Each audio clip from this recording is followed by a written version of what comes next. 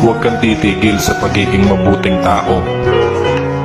Pero kung minsan, kailangan mong magbago. Dahil hindi lahat ng tao na nasa paligid mo deserve ang kabutihan mo.